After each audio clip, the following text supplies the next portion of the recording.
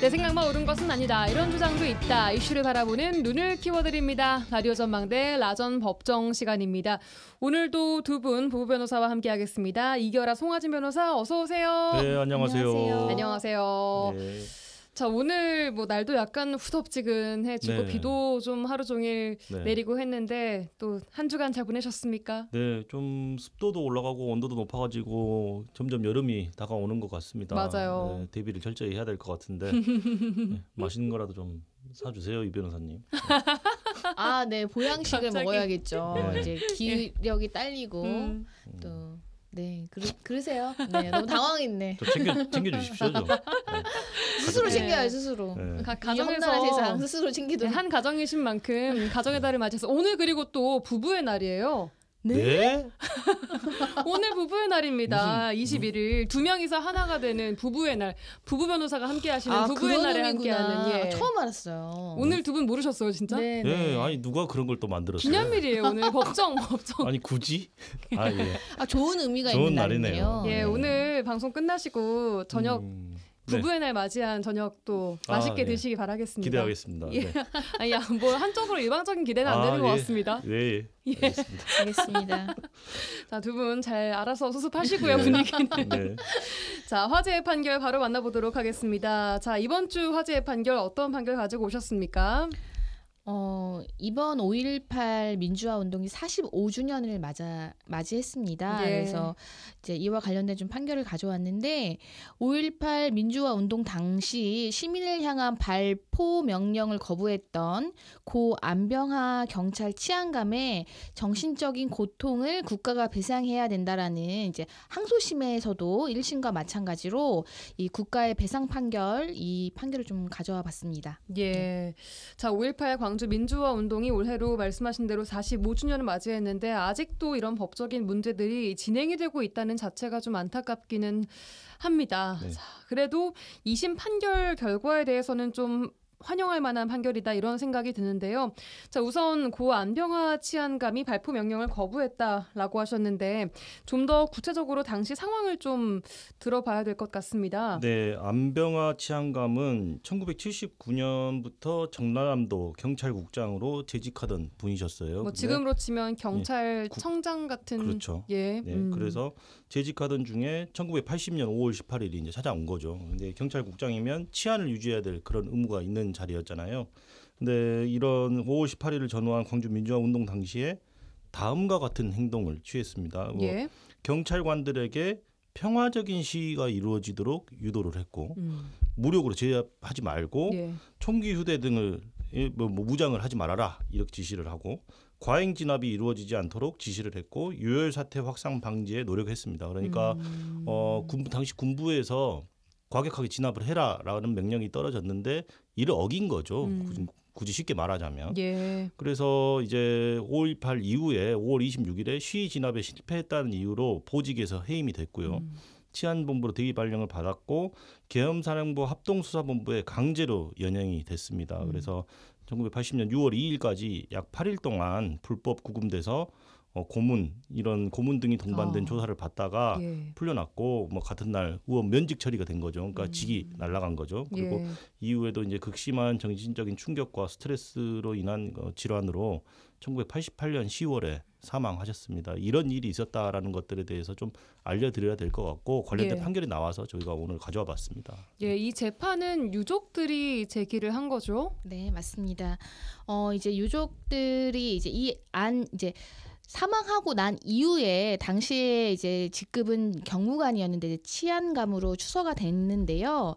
이제 그래서 안치안감이라고 말씀드리겠습니다. 예. 2006년에 이제 순직 경찰로 등록이 되면서 국가 유공자로 인정은 됐지만 이제 유족에게 퇴직급여만 지급을 하고 공무원법에 보장되어 있는 유족연금은 지급하지를 않았습니다. 그래서 이제 2023년 3월경에 이제 이 유족인 부인과 아들 3명이 있는데요. 그러니까 총 4명이죠. 강제 판결의 해직 및 고문 후유증으로 사망한 안치안감 본인의 위자료와 또 그 가족, 유족의 위자료, 그다음에 국가가 미지급한 유족연금 등 총 5억 6천만 원 상당을 청구하는 내용으로 이제 청구가 들어갔었고 이에 대해서 이제 1심 판결에서는 그 이제 위자료 청구 부분이 인용된 것입니다. 예.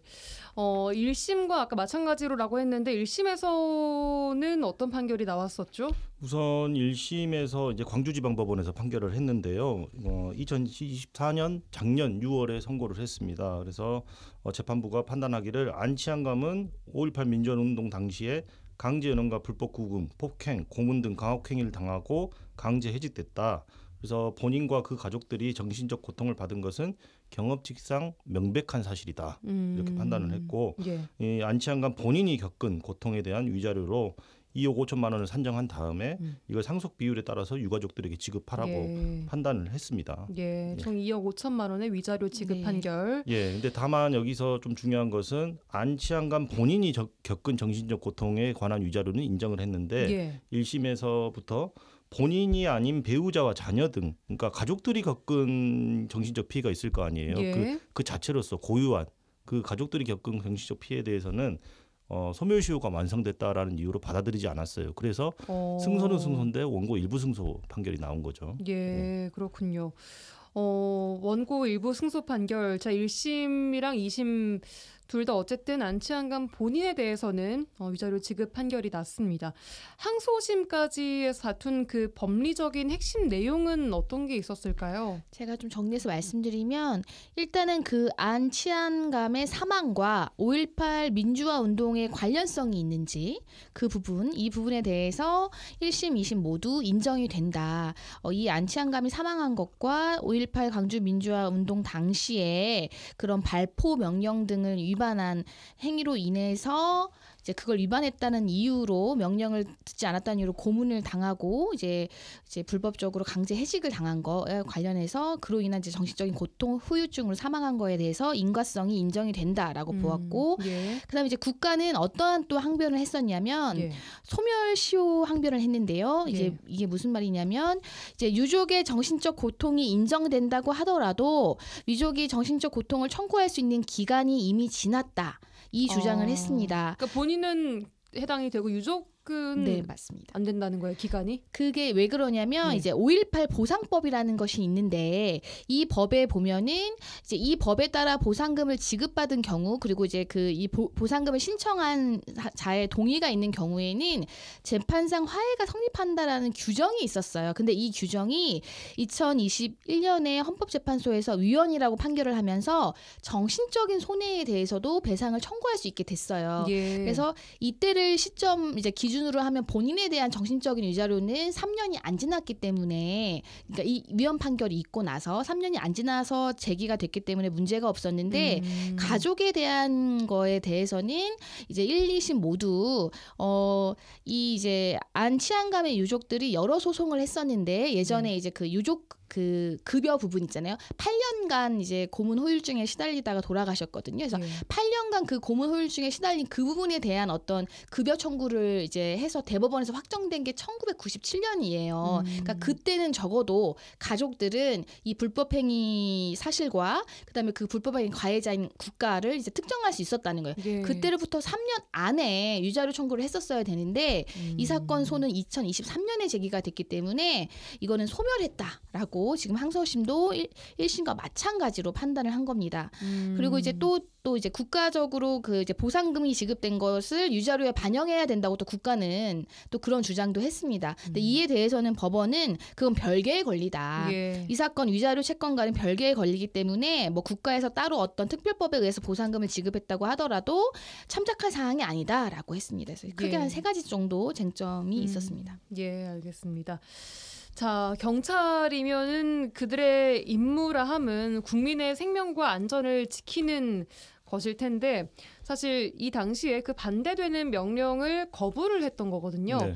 자, 이제 앞으로 현장에서 명령을 따를 때 좀 어떤 영향을 끼칠지 또 앞으로는 그렇게 해도 괜찮다, 해도 된다 이렇게 이런 판결로 좀 받아들여도 괜찮을까요? 네, 뭐 일정 부분 그렇게 해석을 하셔도 괜찮을 것 같아요. 일단 이 판결이 주는 여러 가지 의미들이 있는데요. 예. 첫 번째로는 국가 권력 남용에 대한 책임을 인정한 거죠. 국가의 책임을 인정한 것이다. 그러니까 국가의 불법적인 어떤 행위가 있었다라면 그에 대한 보상을 국가가 해야 된다라는 걸 인정했다는 데 의미가 예. 있고, 두 번째로는 아까 방금 질문해 주신 것처럼 양심적인 공무원들은 보호돼야 된다. 예를 들어서 안병화 치안감이 시민들의 안전을 위해서 과잉 진압을 금지하고 평화적 시위를 유도한 행동이 정당했다라는 사실을 인정했잖아요. 그래서 국가적인 위기 상황에서도 양심에 따라서 행동한 공무원의 가치를 확인한 판결로 봐야겠죠. 그래서 예. 상관의 부당한 지시나 명령이 있었을 경우에 이것을 무조건 따라야 되느냐. 항상 조금 작년 말부터 지금 현재 이렇게까지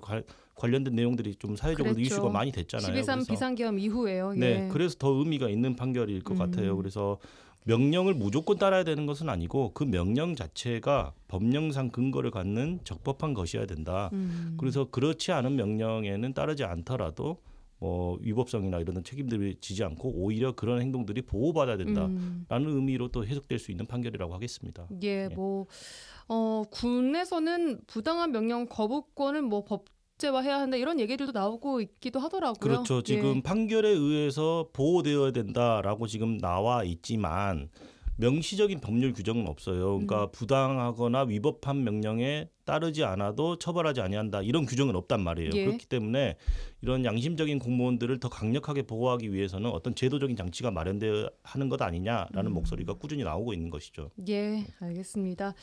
자, 그 안치환감의 아들 호재 씨의 말 보니까요. 이번 법원의 판결이 우리나라 경찰 조직에 좀 조그마한 변화를 일으키는 마중물이 되기를 바란다라고 이야기를 했는데요. 이렇게 좀 되기를 진심으로 바라겠습니다. 자, 광고 듣고 와서 이어가도록 하죠. 네, 수요일 코너 라전법정 함께하고 계십니다. 송하진, 이결아 변호사와 함께하고 있고요.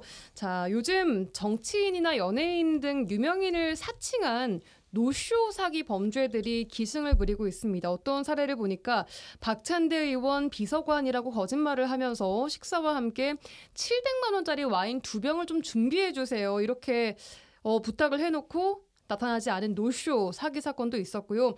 비슷한 수법으로 유명 연예인이나 크리에이터의 이름을 사칭하면서 소상공인들을 울리고 있습니다. 오늘은 이 유명인 사칭 노쇼 사기에 대해서 알아보려고 하는데요. 먼저 준비된 꽁트 듣고 오시죠.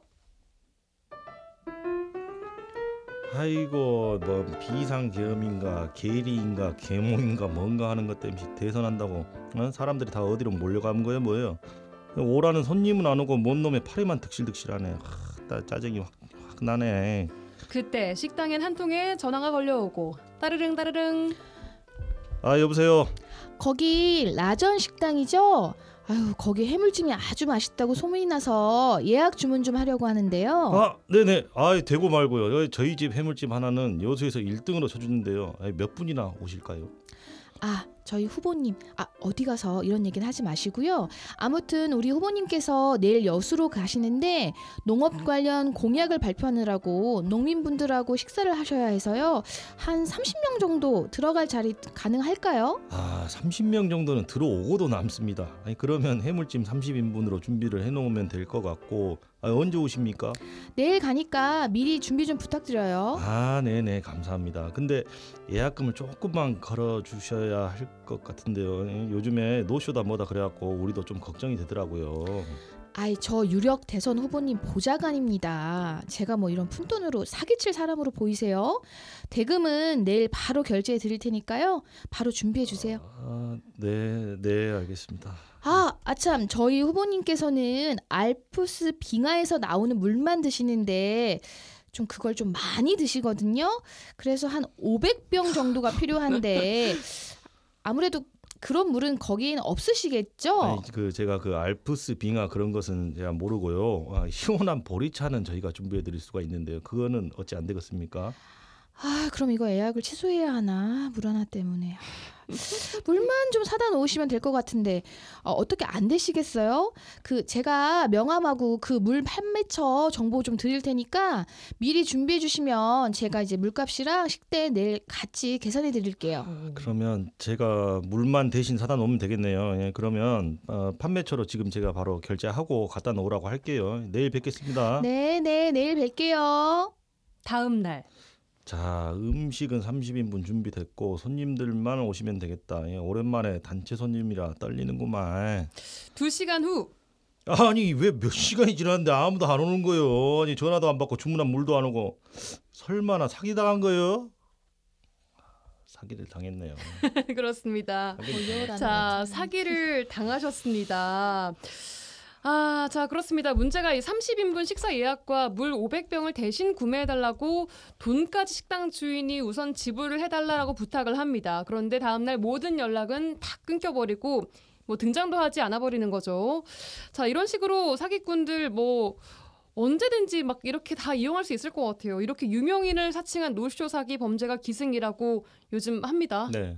뭐 요즘 뭐 말도 아니게 뭐 이런 사례들이 많다고 해요. 그러니까 유명인들을 사칭하면 좀 더 이야기가 그럴싸하고 뭔가 신빙성을 줄 수 있잖아요. 어떻게 보면 그런 내용들을 기망행위의 수단으로 지금 사용을 하고 있는데 뭐 저기 단순히 뭐 참석에 불가능해서 참석을 하지 못한 경우 이런 경우를 말하는 게 아니고요. 예. 뭐 특정 회사라든지 연예인을 사칭해서 외식업자들, 그러니까 소상공인들에게 사기를 치는 상습범들이 지금 많다고 합니다. 그리고 문제는 이게 악의적이고 또 조직적으로 변했다라고 해가지고 지금은 뭐 사기범의 전화번호로 추정되는 것들을 이제는 소상공인들에서 뭐 공유하고 있을 정도로 예. 이것이 그냥 단순하게 뭐 음식 준비했다가 그냥 끝나는 문제가 아니고요. 아까 말씀드린 대로 다른 어떤 판매처의 결제를 유도한 후에 그 이제 판매 대금까지 이제 갈취하는 형태로 이게 지금 그러니까요. 조직적으로 이루어지고 있다고 합니다. 예.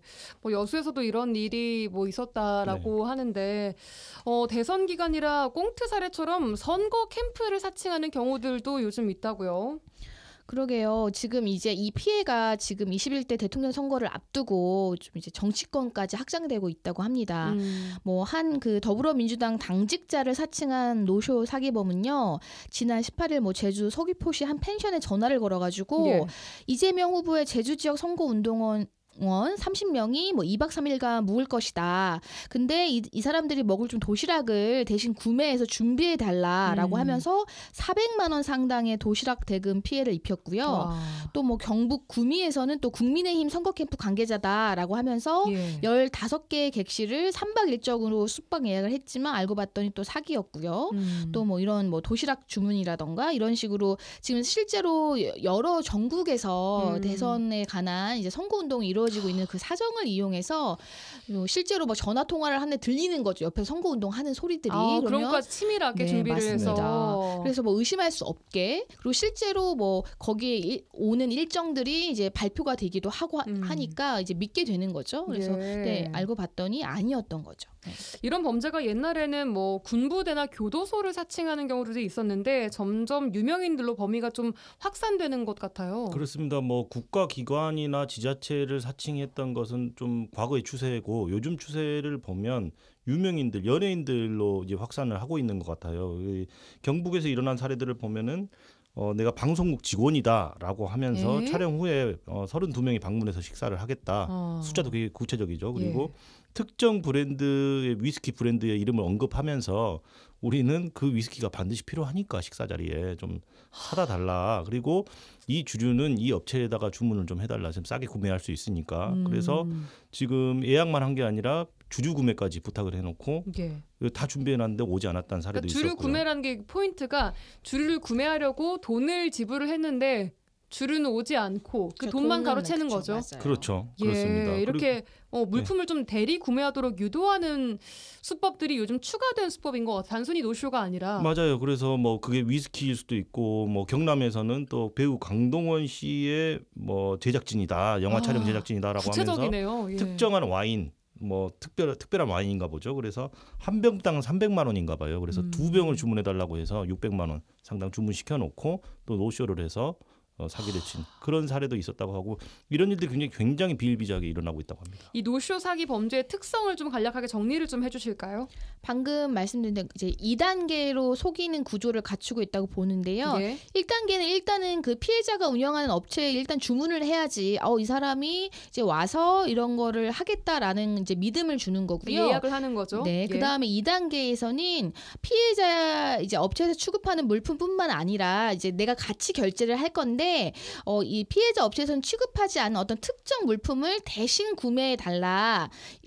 그러면서 이제 내가 내일 뭐 그 약속한 날짜에 가서 뭐 그 이제 거기서 주문한 것도 결제를 하고 대신 그 이제 구매해 준 거에 대해서도 한꺼번에 결제를 하겠다라고 하면서 이제 결제를 유도하고 실제로는 그 이제 대리 구매한 물품을 주지도 않고 이제 그 그러니까요. 대금을 중간에서 가로채는 거죠. 나쁜 네. 사람들이에요, 네. 진짜. 그게 뭐 정말. 위스키든 뭐 아까 스위스산 네. 물이든 뭐 뭐든 간에 자, 이렇게 다 짜고 치는 거 아니겠어요? 판매자랑 다 같이 이렇게. 사실 짜고 치는 거라고 그 볼 수밖에 판매자의 없죠. 번호를 드릴게요라고 해도 그 판매자도 이미 예. 다 알고 있는 이쪽 그렇습니다. 그렇게 보셔야 사기꾼 되고 무리에서 예. 기본적으로 사기죄가 성립하려면 타인을 기망해서 예. 재산상 처분행위를 하게 하고 그로 인해서 재산상 이득을 얻어야 되는데 예. 이 경우 같은 경우에는 물품 대리구매 사기 같은 경우에는 식당 예약을 해요. 그럴싸하게. 그다음에 고가의 물건을 구입해 달라고 부탁을 하죠. 예. 근데 구입이 어렵다라고 하면 그럼 나 저 식당 가서 밥도 안 먹겠다. 예약을 취소하겠다라고 하니까 어쩔 수 없이 물품을 대리신에서 구매를 하고 그럼 결국에는 나타나지 않으면 물품 구매 대금으로 치른 비용은 판매자라고 이제 그 알려줬던 사람에게 갔을 거 아니에요 이미. 예. 그럼 그 사람 재산상 이익을 취득하는 거 아니겠습니까? 예. 그래서 예약을 하겠다라고 전화를 건 사람 그리고 물품 판매처라고 한 사람 예. 둘이 공동 정범이라고 봐야겠죠. 그래서 같이 이 범행을 한 공범으로서 처벌을 해야 되는 그런 사안으로 보시면 되겠습니다. 이렇게 사기를 치는 사람들을 얼른 잡아서 처벌을 해야죠. 잡기 힘든가요? 이거? 근데 이게 참 힘든 것이 이게 국경을 초월한 범죄 형태로 이제 우리 보이스피싱도 아주 오래된 그런 조직화된 범죄잖아요. 근데 이 노쇼 범죄도 그냥 우리 뭐 일종의 장난 전화처럼 갈 것처럼 해놓고 안 가는 수준이 아니고요. 예. 이렇게 이제 2단계 구조로 뭐 대리 이제 구매를 하게 해서 그 대금을 가로채는 거잖아요. 그래서 이게 근데 뭐 우리나라에서 뭐 단순히 뭐 일어나는 그런 정도 수준이 아니라 아예 뭐 동남아시아의 콜센터에서 뭐 이루어지고 있는 것으로 파악이 됐다고 합니다. 완전 보이스피싱처럼. 네, 그렇죠. 맞습니다. 예. 그래서 그런 이제 경우에는 정말로 범인들을 잡기가 더욱 힘들겠죠. 특정조차도 힘들고 아하. 이제 그렇죠. 자, 이런 범죄에 아까 말씀하신 옆에서 막 선거운동하는 소리 넣고 네. 또 요즘에 워낙 그 AI 기술 발전하다 그렇습니다. 보니까 예. 더 속이기 쉬워질 것 같아요. 예방하기가 더 힘들 것 같은데요. 그렇죠. 아무래도 일반적인 보이스피싱도 그 일반인의 음성들, 그러니까 예를 들어서 지금 라디오를 통해서 전파되고 있는 제 목소리 같은 것들도 몇 가지를 수집하면 제 목소리를 만들어낼 수 있다고 이미 합니다. 송 변호사님은 방송을 너무 많이 하셨기 때문에 그러니까요. 이미 뭐 목소리를 따기 너무 쉬울 거예요. 저도 그렇고 하물며 마찬가지로 뭐 다. 저희도 예. 그런데 예를 들어서 유명 정치인이라든지 유명 연예인들 같은 경우에는 뭐 목소리 정도 따는 건 어려운 일이 아니잖아요. 그래서 예. 그 사람들 목소리로 전화를 걸 수도 있고 뭐 이런 교묘한 사기 수법에 AI 기술까지 결합하면 더더욱 더 저희 범죄를 당할 수 있는 위험이 높아질 수밖에 없는 그런 상황으로 보입니다. 예. 자, 그래도 이 소상공인 분들 입장에서 이건 좀 수상하게 봐야 한다. 이런 지점을 좀 알려주시면은 확실히 예방을 하는데 도움이 조금은 될 것 같습니다. 뭐 이제 그 휴대전화를 통해서 대량 주문이 들어오는 경우에는 이제 연락 온 전화번호가 아닌 그 해당 공공기관이나 뭐 회사 이름으로 이제 말하는 어떤 그런 공식 전화번호를 좀 한번 확인해서 좀 확인하는 절차를 거친다든지 예. 아니면 대부분 이런 노쇼 사기 범죄를 하는 사람들이 뭐 그래도 조금이라도 예약금을 걸게 하면 그냥 알아서 사라지는 경우도 있다고 합니다. 그래요. 그래서 요즘은 이제 예약을 해보신 분들은 이제 뭐 2만 원이나 3만 원이나 아니면은 그 뭐 주문하는 금액의 금액이 몇 퍼센트를 퍼센트? 보증금으로 내게 하는 그런 이제 업체들도 많이 생겼는데요. 이런 예약 보증금 제도를 적극적으로 활용하는 것도 필요해 보입니다. 물론 이제 영세하게 운영하는 이제 소상공인들 입장에서는 보증금까지 걸게 되면 누가 또 이렇게 가게를 찾아오겠냐. 네. 그런 게 사실은 있어요. 근데 그런 거를 이용하는 거고 또 이게 피해를 막 몇 천만 원씩 입힐 수가 없잖아요. 아무리 뭐 그 비싼 와인이라고 하더라도 몇 천만 원을 대리구매해달라고 하면 누가 그걸 응하겠어요. 그래서 되게 뭐 1,000만 원 미만으로 소액으로 이렇게 단타를 치는 그게 거거든요. 무슨 소액이에요. 몇백만 원이. 그러니까 이게 신고하기에는 힘들 수 있다는 거죠. 왜냐하면 이거를 다 모아서 하는 게 아니라 이거를 신고하는 과정에서 내가 또 시간과 비용을 들여야 되기 때문에 그냥 포기하게 되거나 내가 이번에 좀 잘못 걸렸나 보다 하고 그냥 이렇게 스스로 포기하게 만드는 거기 때문에 이게 조그만한 피해가 있으시더라도 이거를 적극적으로 요즘은 또 이제 그 피해자들이 서로 이렇게 공유를 하잖아요. 정보를. 그래서 그런 적극적인 정보를 공유해서 이런 사람 이제 이런 것들을 뭐 이제 블랙리스트를 만들어 서로 공유하기도 한다고 하거든요. 그래서 적극적인 대응이 필요한 것이죠. 이게 그냥 그냥 우리 흔히 하는 말로 똥 밟았다 이 정도로 넘어갈 수준의 문제가 아니라는 거예요. 특히 조직적으로 이루어지고 있기 때문에. 대리구매를 유도하는 건 조심해야 될 것 네, 같아요. 맞습니다. 그거는 예를 들어서 해당 영업장에서 취급하지 않은 상품을 어디에서 따로 구매해서 좀 구비를 해달라라고 하는 건 그냥 기본적으로 이거는 사기다라고 강하게 의심을 하시고 예. 단호하게 거절을 하시는 게 저희가 봤을 때는 그게 범죄 피해를 막는 가장 중요한 방법일 그렇죠. 것 같아요. 그리고 대리구매를 요청하는 금액을 입금하지 않으면 그거는 그렇죠. 대신 해줄 해줄 수 수 없다. 없다라는 단호하게. 거죠. 네. 그건 예. 아예 전제 조건으로 해야지 이제 어떤 추가적인 피해를 입지 않게 되겠죠. 예, 행여나 뭐 상대방 그 예약 주는 사람에게 사기꾼으로 오해를 한다고 기분 맞아요. 나빠하실 수 있어요. 이런 상황이 맞아요. 발생할 수 네. 있겠지만 조금 불편하더라도 이런 것들은 한 번 더 확실하게 네. 첫 번째 예약 보증금 제도 그리고 두 번째는 대리 구매는 절대 안 된다. 이런 거 기억하시면 좋을 것 같습니다. 자, 이런 사기꾼들 처벌 강력하게 해야 될 것 같은데 어떻습니까? 당연히 강력하게 처벌을 해야 되고요. 처벌 규정 자체는 있습니다. 그러니까 형법상 사기죄로 당연히 처벌되는 것이고 다만 그 오늘 우리가 언급한 범행의 수단이라든지 기망행위의 내용들이 보면 죄질이 상당히 불량하잖아요. 굉장히 불량한 건데 그래서 강하게 처벌을 해야 되고 일반적인 노쇼의 경우에도 당연히 그 범죄가 성립할 수 있습니다. 예. 예를 들어서 직접적인 금전 편취가 아니니까 영업 손실이니까 사기죄까지는 안 되지 않을까 이렇게 생각하시면 안 돼요. 그러니까 어떤 영업 손실이라든지 소극적인 손해까지도 다 손해를 보거든요. 판례에서. 그래서 예. 이런 부분도 당연히 처벌이 가능하고 그리고 뭐 물건을 대리구매하게 해서 물건값만 지불하게 하고 물건을 주지 않았다. 당연히 이것도 사기고. 그래서 범행의 횟수라든지 피해자들의 규모, 정도 뭐 기간 이런 것들을 종합적으로 참작해서 당연히 엄벌에 처해야겠죠. 그렇습니다. 자, 이런 악질 사기꾼들은 강력 또 엄중 처벌을 해야 될 것 같습니다. 뭐 아까 말씀하신 대로 잡기가 힘들다고는 하지만 하루빨리 이런 것들이 예방할 수 있는 방법들 또 잡을 수 있는 여러 법적인 제도적인 보완들도 필요해 보입니다. 여기까지 듣겠습니다. 오늘은 두 분과 함께 유명인 사칭 노쇼 사기에 대해서 알아봤습니다. 이결아 송하진 변호사와 함께했습니다. 고맙습니다. 네, 감사합니다. 감사합니다.